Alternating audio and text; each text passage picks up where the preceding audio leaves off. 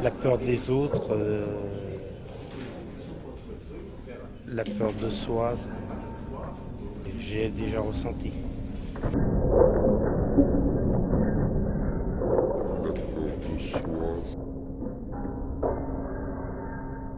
La peur des autres.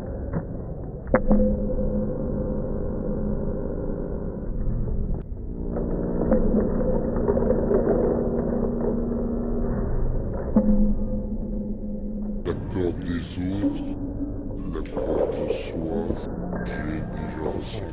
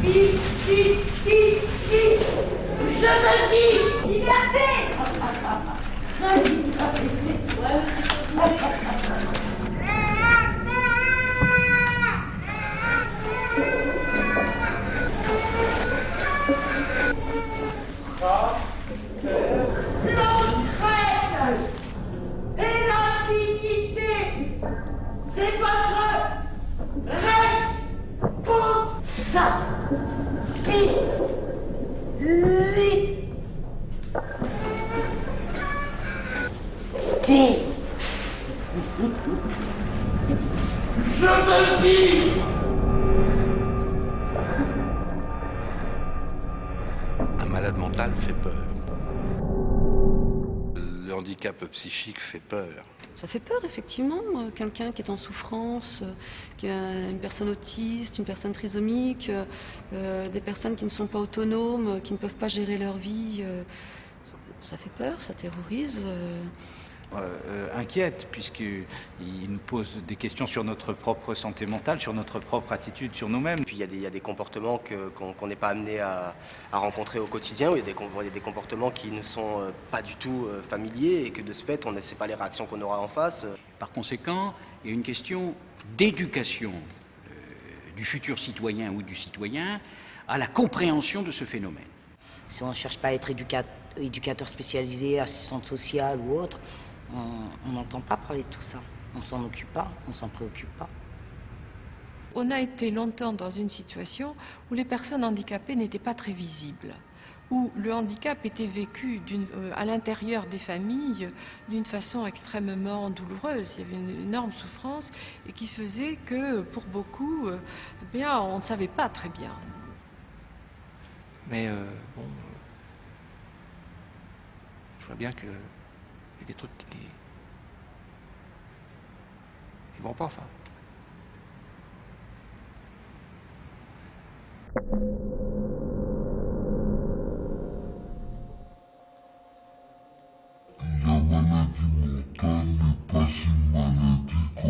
La maladie mentale n'est pas une maladie comme les autres. La personne qui en souffre n'est pas reconnue comme fiable. Or, le problème, c'est qu'au moment de la Révolution française, le titre de citoyen était accordé aux personnes responsables, rationnelles, lucides. Comme les fous ne sont pas rationnels, on leur a enlevé toute reconnaissance et respect de leurs droits.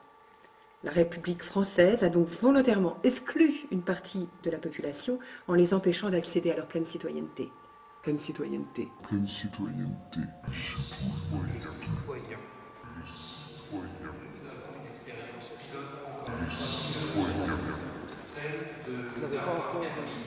À quelques personnes en situation de handicap très lourd de choisir leur mode de vie. Et quand je vous dis des handicaps lourds et très lourds, ce sont des permanences 24 heures sur 24, mais nous souhaitons que le citoyen en situation... Non, ça me fait pas peur parce que moi, je dis franchement que je suis handicapée, que je dis vraiment aux autres. Et après, les autres, ils m'ont dit, bah non, ça se voit pas. Chez moi, je restais bloqué chez moi, tourne en rond, écouter la musique toute la journée. Et voilà. Il me semble être une erreur répandue de considérer en général les handicapés comme s'ils étaient tous semblables, alors que chaque handicapé a son handicap. Donc, faire des opérations globales pour les handicapés me semble être une erreur. Moi, ça m'énerve quand on dit le mot handicapé. C'est quand même la mise à l'index des gens. Et que quelqu'un qui est handicapé, a priori, serait plus inférieur à l'autre. Je préférais qu'on dise, par exemple, si c'est un enfant, dire un enfant qui a du mal à s'intégrer dans le milieu social, on va dire ça comme ça. Un adulte, on peut dire pareil, en fait. On ne parle plus du fou. On parle de la personne handicapée psychique. Dieu sait si c'est un progrès considérable. Le handicap, ça veut dire quoi? Ça veut dire que c'est un statut administratif, c'est une reconnaissance par la Cotorep ou la CDES. Et c'est rien d'autre que ça. Donc on peut dire handicap, mais on ne dit rien sur la personne qui a ce statut.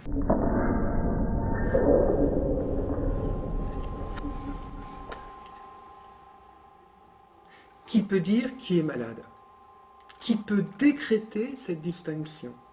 Bien, le médecin, par son diagnostic, le voisin, par le jugement, l'école, par ses critères, ou la famille, qui peut dire « ça va pas » ou « ça ne va plus » ou « ça n'a jamais été ».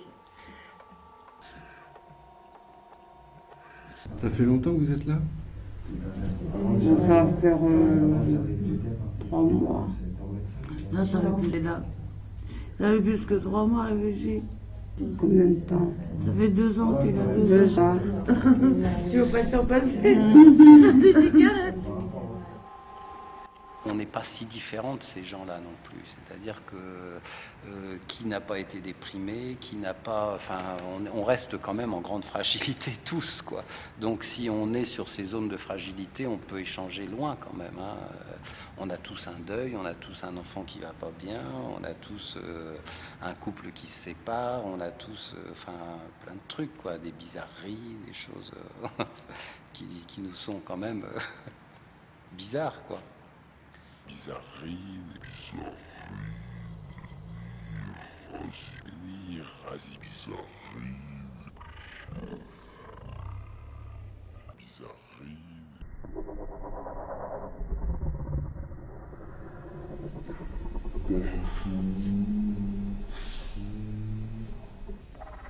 Barjot, fou, dément, dingue, fêlé, fada, déjanté, gogol.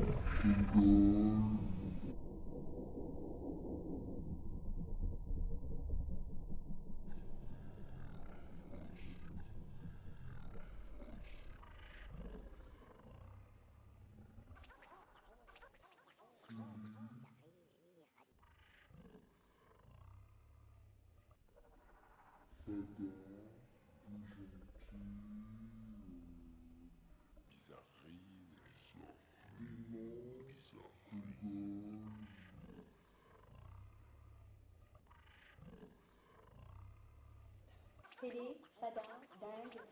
Il y a quand même des passages, on voit bien qu'il y a des enfants qui ont eu par exemple effectivement des thérapies assez longues, des prises en charge et qui évitent des très grands effondrements. Nous on reçoit notamment des jeunes à 18-20 ans qui sont encore très perturbés, très handicapés, là effectivement on peut le dire par leurs troubles psychiques, mais qui ont évité un très grand effondrement de par les soins qu'ils ont quand même reçus auparavant, quoi. Moi, avant, j'étais en institut médico-éducatif, donc IME. En fait, ça fait que 2 ans que je suis sortie de là-haut, j'ai quitté à 20 ans. En fait, je suis arrivée à là-haut, j'avais 8 ans et demi, en fait. Parce qu'avant d'aller dans l'IME, j'étais au CP, j'ai redoublé 3 fois. Et il y avait un psychologue qui a voulu rencontrer ma mère pour expliquer qu'il y avait un IME, lui expliquer plein de choses, que tout ça pourrait m'aider. En fait, c'est vrai qu'ils m'ont aidée, en fait.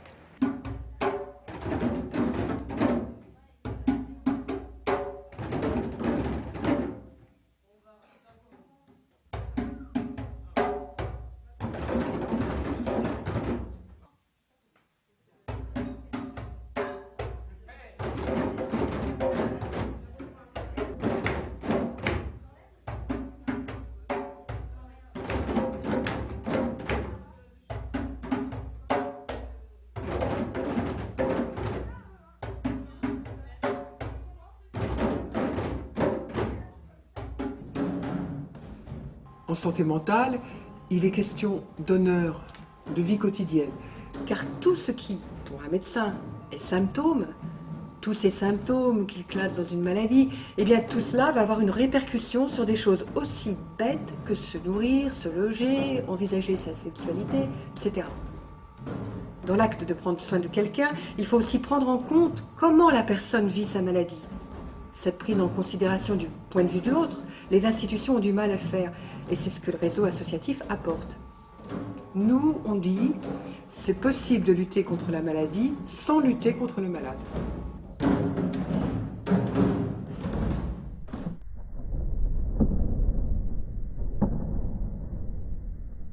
Ce qu'on vise quand même, c'est ça, c'est l'atténuation de la souffrance et retrouver quand même le goût de vivre, quoi. La question de la psychose et quand même la déréalisation, donc la reprise en considération du réel dans la vie quotidienne avec ses pairs, et puis effectivement un accompagnement, je crois que c'est énorme dans l'aide qu'ils peuvent trouver, et puis aussi tout un travail individuel de psychothérapie et aussi des médicaments qui sont aussi une part d'aide, quoi. On est de plus en plus enclin à considérer qu'il n'y a pas une norme de référence en fonction de laquelle l'individu est estimé normal ou pas normal. Aujourd'hui, on est davantage enclin à considérer que chacun a une valeur égale, une valeur personnelle égale à n'importe lequel des autres membres de la société. Et ça, je pense que c'est la mentalité collective qui évolue. Et tout le monde est emporté par cette mentalité collective. Et vous savez qu'est-ce qu'on me faisait dans la rue aussi? On prenait de la merde, on m'étalait sur le blouson. Des choses comme ça, quoi, des insultes, la mogole, nanana. J'avais tellement marre que je remontais chez moi. Et je sortais plus, je restais dans ma chambre, je pleurais. Ma mère m'a dit, tu veux pas jouer dehors avec les autres? Non, parce que j'avais toujours des insultes, je me faisais taper dessus, donc c'était même pas la peine. Les phénomènes d'exclusion, les phénomènes d'indifférence, les phénomènes d'incompréhension viennent de ce que notre société n'est pas, on ne lui apprend plus le savoir-vivre ensemble. Ce n'est pas inné. Nous ne sommes pas une espèce qui fonctionne selon des règles instinctives. Ce n'est pas inné, ça s'apprend. Il faut aussi avoir une politique générale du handicap dans tous les pays. Et c'est ce que veut faire l'Europe en essayant de dresser des grandes lignes d'orientation et de donner des cadres de référence pour l'ensemble des pays européens.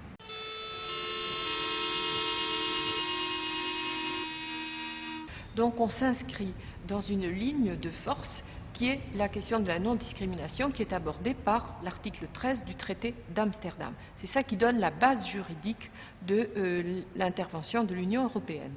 On sait très bien que la discrimination est partout. Elle est partout dans les esprits, elle est partout dans la manière dont sont construits les locaux, elle est partout dans la manière dont on pense la vie des gens. Et les personnes qui ont des difficultés, bien qu'elles aient les mêmes droits que tout le monde, ont plus de difficultés à faire valoir leurs droits. Ce qui veut dire que si la discrimination n'existe pas dans la constitution du pays, elle existe dans la réalité des faits. Et ça, il faut mettre du temps pour changer le regard des gens sur les personnes en difficulté, quelles qu'elles soient. Ce sont les parents d'enfants présentant des handicaps qui se sont énormément mobilisés, qui ont interpellé les pouvoirs publics en disant mais nos enfants, ce sont les enfants des citoyens qui doivent trouver leur place dans l'école de la République ou bien dans des institutions où la solidarité doit jouer à plein. On a, je crois, à la base une forte mobilisation des personnes concernées et des parents qui ont activé à cette interpellation. Les politiques répondent.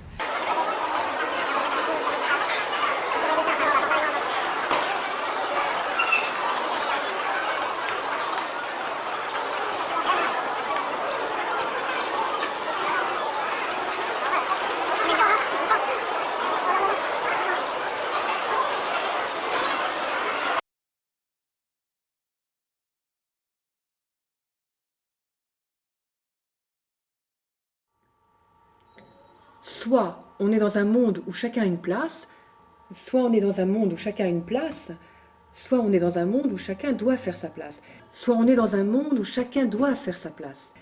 Et ce que nous apprennent les personnes handicapées, c'est comment on fait sa place.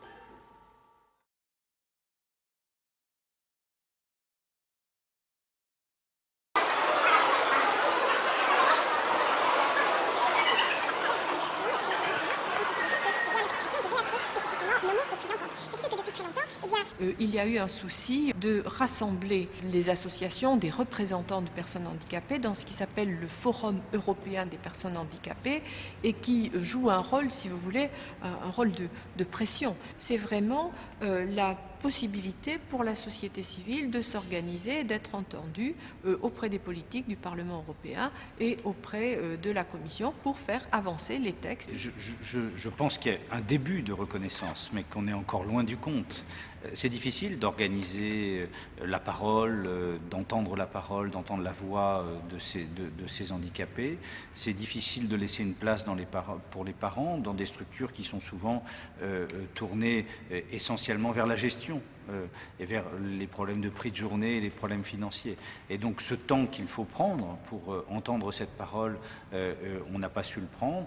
Ça vient, la loi change. Je dirais qu'il faudra aussi beaucoup d'actions des parents, des handicapés eux-mêmes pour que dans les établissements, effectivement, cette place soit véritablement prise en compte. La forme de discrimination pour ces personnes-là, en fait, c'est... comment je pourrais expliquer ça ? Ils sont dans un coin. Donc c'est le regard que la société va porter sur les autres avec de la pitié, la charité. Ça, je déteste ça. Je ne demande pas de pitié. Je n'ai jamais demandé de la pitié de la part des autres. Et je ne pense pas que les personnes qui sont en souffrance demandent de la pitié. Ce n'est pas ça dont ils ont besoin. C'est de retrouver leur place dans une société dans laquelle ils ont le droit de vivre. Et est-ce qu'on leur accorde ce droit ou pas? C'est tout. Liberté à chacun de choisir son mode de vie dans le respect du mode de vie des autres. Égalité, parce qu'on doit donner les chances à la personne, comme on le donne à tout un chacun, de construire sa vie en fonction de ses envies. Et puis fraternité, ça fait un peu vieux jeu, je préfère le mot solidarité. La solidarité avec les gens faibles ou vulnérables, c'est pas une solidarité en parole, c'est pas non plus le Téléthon une fois par an.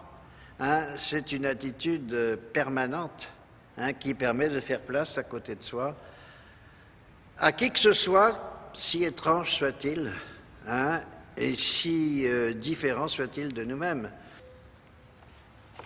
Eh bien, C'est-à-dire que le problème que j'ai eu, c'est que je n'ai pas fait ma vie, on m'a fait ma vie. Car après l'accident que j'ai eu et pendant lequel je suis resté 3 mois dans le coma, eh bien, on m'a aidé à revenir en vie, à réapprendre à vivre. Et depuis cette époque, je considère que j'ai l'impression non pas de vivre, mais d'exister, puisque je ne fais rien de moi-même.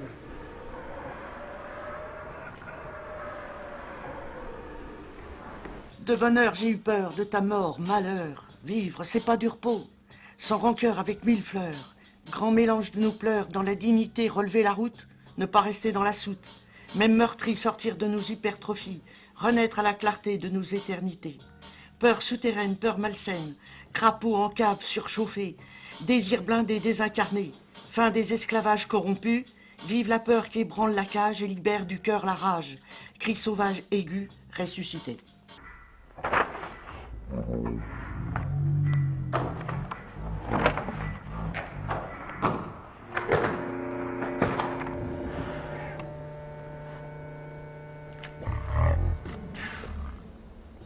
Il y a une partie qui est financée par le droit. Vous êtes assuré social, vous avez des droits d'ouvert. Mais quand vous êtes lourdement handicapé, vous avez des droits ouverts et ils ne sont pas suffisants pour que vous choisissiez votre vie. Allocation adulte handicapé, c'est pas beaucoup, hein, 3800, 577 €. Alors quand il faut payer le loyer, quand il faut payer... bon, j'ai le transport gratuit. Bon déjà, enfin, quand je prends le bus ou le tram, mais bon, par exemple, quand je vais chez le médecin, il faut payer aussi, quand je vais chez le spécialiste, puis voilà, plein de choses, hein, il y a des trucs... c'est vrai que ça va vite. Hein. Je trouve que c'est pas suffisamment assez l'aide. C'est léger. C'est pas ce projet, qu'est-ce que tu peux faire avec 577 €? C'est pas grand-chose. C'est tu survis, c'est tout. On peut parler d'insertion, d'intégration, etc. Pour qu'il y ait intégration, il faut qu'il y ait un mouvement qui permette aux gens d'aller vers, et puis à d'autres de les recevoir. Hein? Si ce mouvement n'est pas réciproque, même si les gens font l'effort d'aller vers, ils doivent décupler des efforts considérables pour quelquefois tomber sur un mur. Dans les entreprises, ils ont toujours aidé. Et toujours, j'étais bien encadrée. Mais ça dépend où tu vas aussi. Oui, voilà. Ouais. C'est sûr que ça dépend où on va.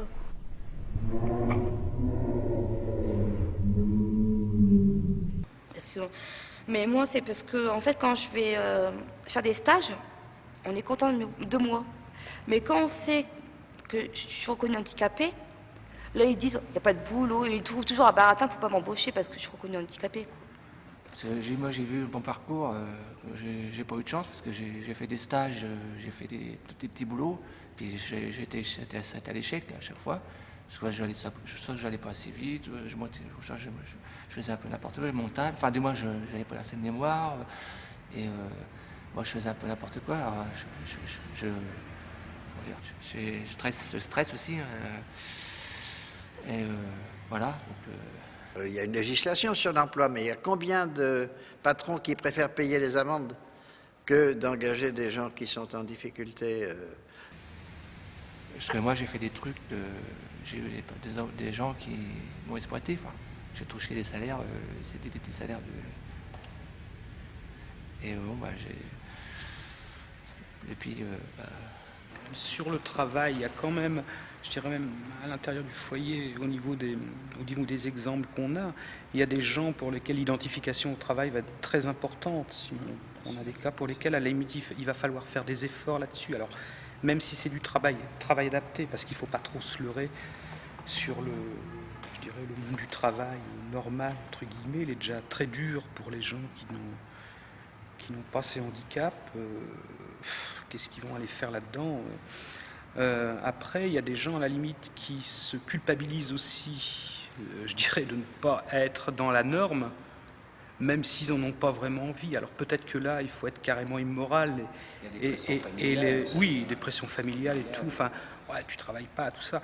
Et peut-être qu'il faut être complètement immoral, dire, puis après tout, on peut peut-être aussi vivre et être à peu près, avec des hauts et des bas, mais heureux de vivre sans travailler. C'est pas non plus la panacée. Il y a des gens pour lesquels avoir des horaires, une tâche, même répétitive et tout ça, ça participe, je dirais, à son équilibre. Il y a des gens que ça peut détruire, quoi. J'ai besoin d'infirmière. Durant mes visites à Paris. J'ai besoin d'infirmière durant ma visite à Paris. Ouais, alors encore une fois, DJ MC Starlight est revenu pour ouvrir sa grande gueule. Parce que santé mentale, ouais, la dépression c'est super. Ouais, mais malheureusement, chaque fois que je vais à Paris, la fille de l'agence me met dans l'avion. Et alors, maintenant, c'est trop tard, ouais. Mais grâce à Martine, je vais m'éclairer. La lumière va s'ouvrir, ouais, parce que j'espère qu'après ce forum, je vais retrouver une infirmière. Parce que chaque fois que je vais visiter ma famille à Paris, ça me prend à la tête. J'ai peur de me faire enlever, ouais. J'ai besoin d'infirmière. Durant mes visites à Paris. J'ai besoin d'infirmière. J'ai besoin d'infirmière, ouais. Ça fout la trouille de sortir de l'hôpital psychiatrique. C'est pas facile, entre des murs qui protègent, qui permettent de contenir les angoisses et une réponse quasiment immédiate par des professionnels à des difficultés qui sont quasiment insurmontables pour soi-même. C'est donc pas facile. Faire ce petit bout de chemin avec toutes les prothèses qu'on peut mettre, quand je dis prothèses, tous les accompagnements qu'on peut mettre en fonction des besoins de la personne, là on s'aperçoit que les choses deviennent possibles, à la condition de respecter bien entendu le choix de la personne.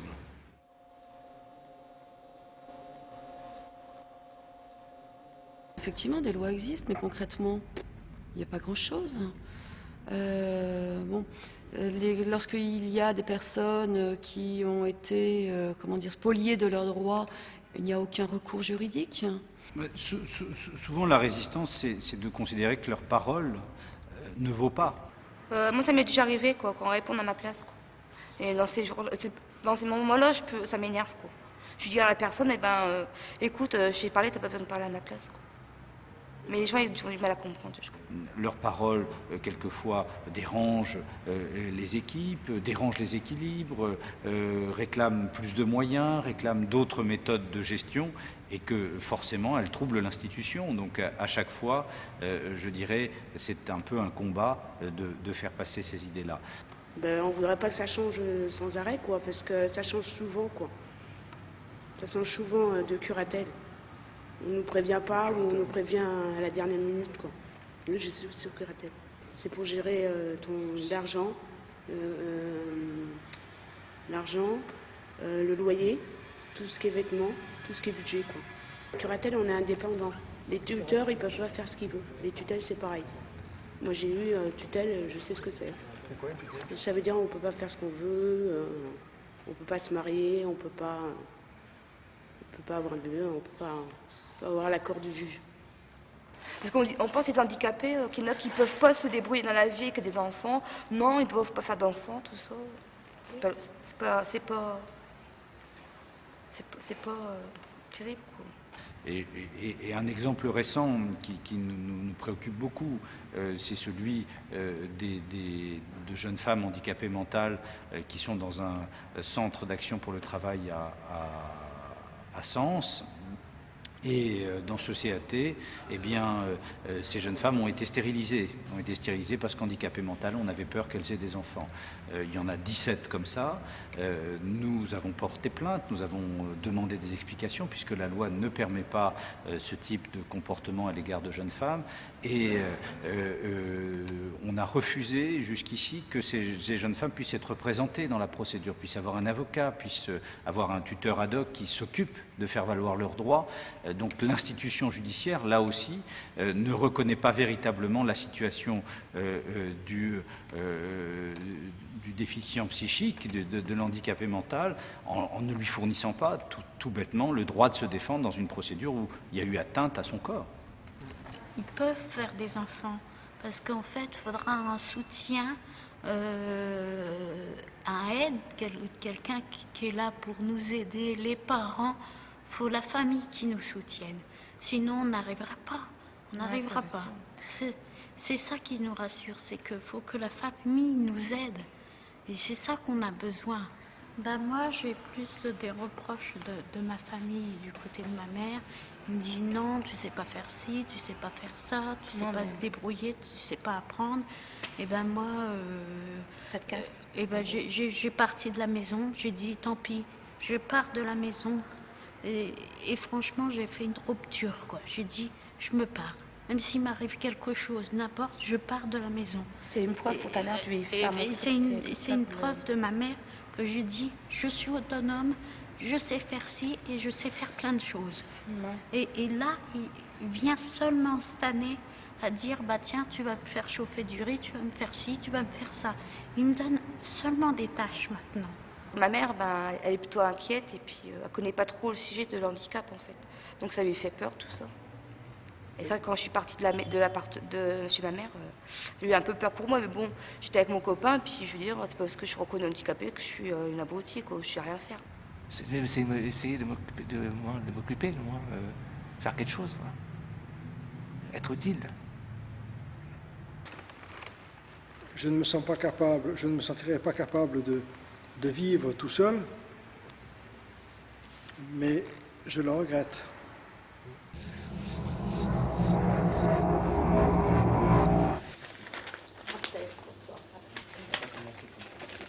Ah oui, c'est quand ça arrive. Tu as commencé à choisir là.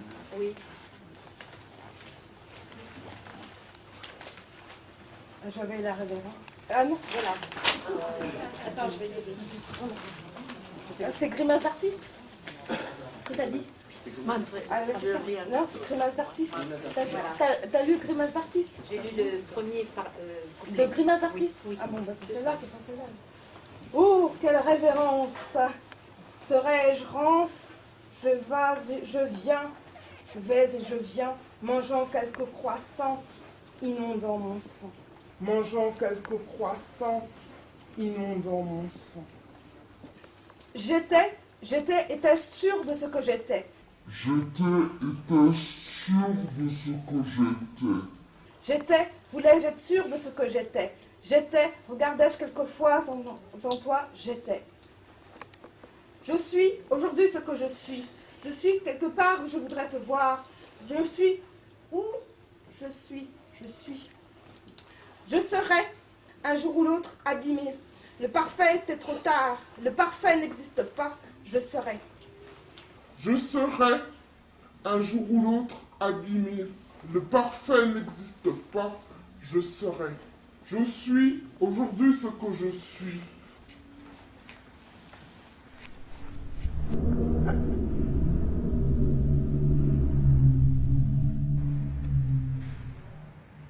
Le problème de notre société, c'est qu'elle ne prend pas conscience. Il faut vraiment l'interpeller.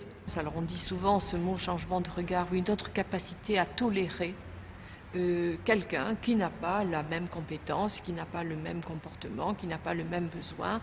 Et c'est ce qui est interrogé, c'est pas la société c'est chacun d'entre nous. Et véritablement, dans l'année européenne des personnes handicapées, un des éléments d'orientation et un des éléments que l'on voudrait évaluer, c'est cette capacité d'accueil, de tolérance et de se dire que n'importe qui que l'on croise dans la rue, il est comme soi, il a droit au même traitement que soi. Je pense que c'est une année où on parle des gens qui sont différents, mais concrètement, qu'est-ce qu'il y aura après? Il y a beaucoup de colloques qui sont organisés. Des colloques, il y en a à tout va d'ailleurs. Et 2004, qu'est-ce qu'il y aura? Ce sera passé de mode, on ne sera plus exotique. Qu'est-ce qui se passera? Le combat n'est pas fini.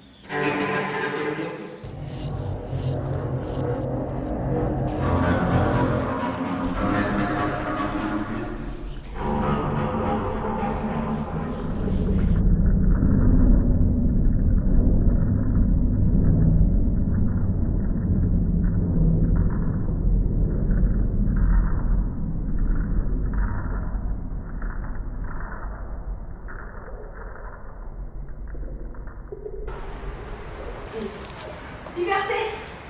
Liberté. Liberté. Liberté.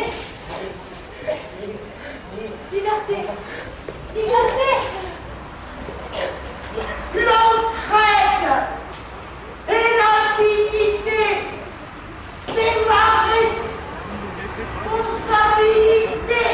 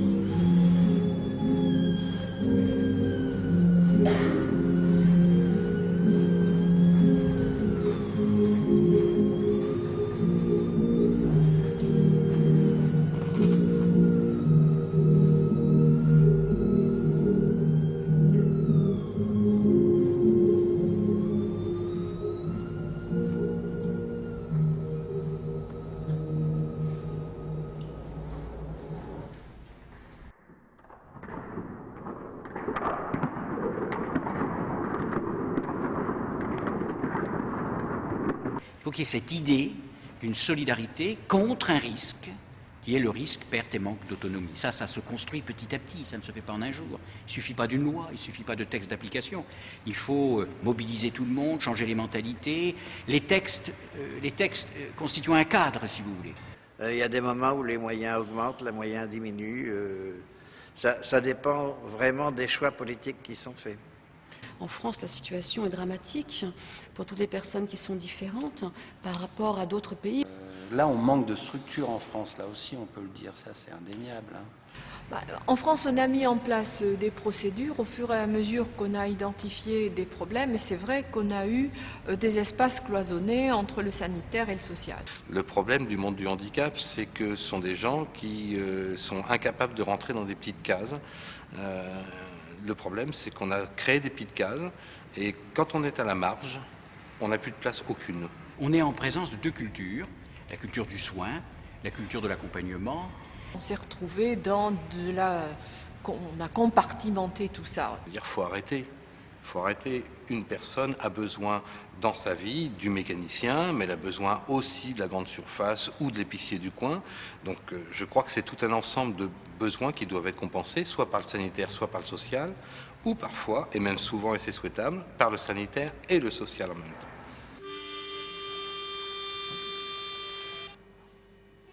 Même si c'était pas tout à fait, même si ça pouvait avoir une erreur pour un musicien, notre diapason, c'était convenu, c'était le sol, puisque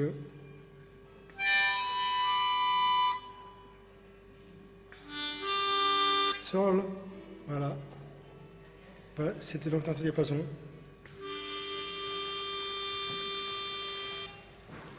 Ou plutôt ce qui nous en servait.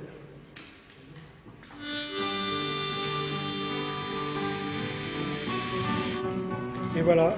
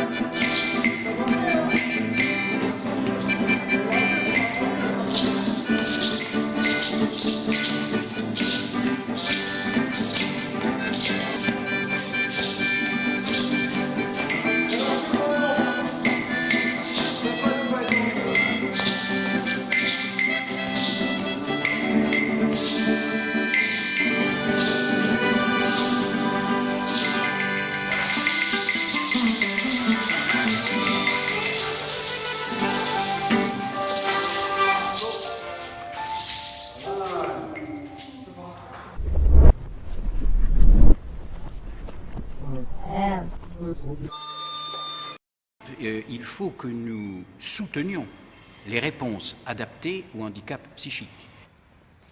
Être visible, tout simplement.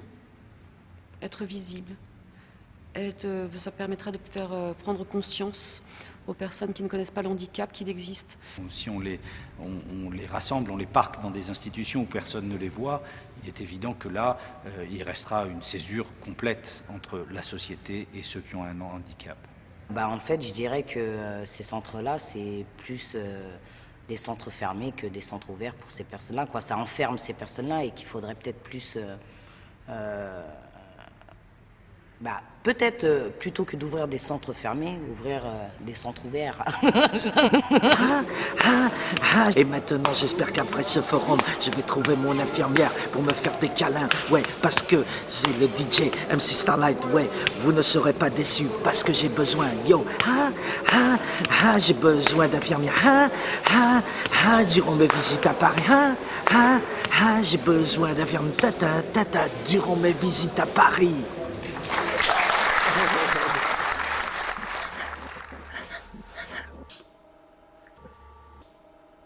L'enjeu est de dire c'est possible. C'est possible que des personnes reprennent en main leur autonomie, c'est-à-dire redécouvrent une façon de faire par elles-mêmes avec un étayage qui soit basé sur l'entraide plutôt que sur l'assistance. L'enjeu est de dire qu'on applique à l'autre des schémas, des normes en voulant faire son bien. Mais en faisant ce bien, on applique un certain nombre de recettes, de règles pour soi-même qui ne sont pas forcément celles de l'autre, qui ne sont pas adaptées ou trop contraignantes ou anxiogènes. L'enjeu est de dire c'est possible que la parole du malade, son point de vue soit pris en compte, ne pas faire pour les personnes, mais avec et par les personnes. L'enjeu est de dire beaucoup de volontarisme en intégrant au maximum et en y mettant les moyens, mais dans la ville, dans la vie, dans le travail, dans l'ensemble des relations sociales, les handicapés, c'est la condition pour qu'ils soient mieux compris. Avant, on niait le handicap en l'excluant. Maintenant, on nie le handicap tout court. Donc, genre, vous allez être inséré. On vous oblige à être inséré. Je suis contre l'intégration individuelle. Je suis contre l'intégration individuelle. Parce que ça veut dire que c'est noyer une personne et c'est vraiment gommer sa différence. C'est l'écraser, c'est l'étouffer. Voilà. Donc moi je suis contre cette intégration individuelle parce que ça veut dire que cette personne sera systématiquement accompagnée.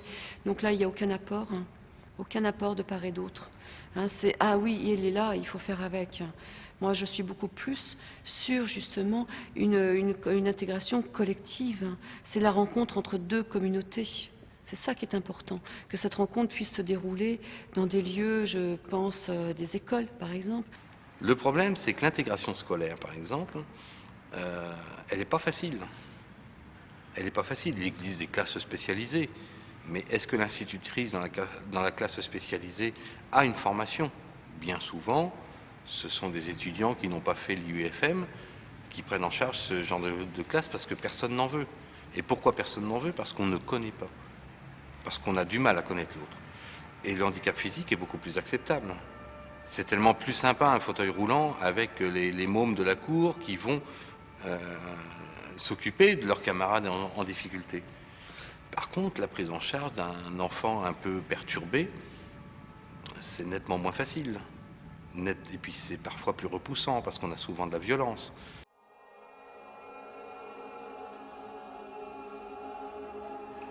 Au fond, après une désinstitutionnalisation médicale assez forte, ce qui n'évacue pas d'ailleurs le besoin de soins, il faut que nous allions plus loin, beaucoup plus loin dans l'accompagnement social pour que les personnes handicapées psychiques aient une réelle vie citoyenne à l'intérieur de notre société.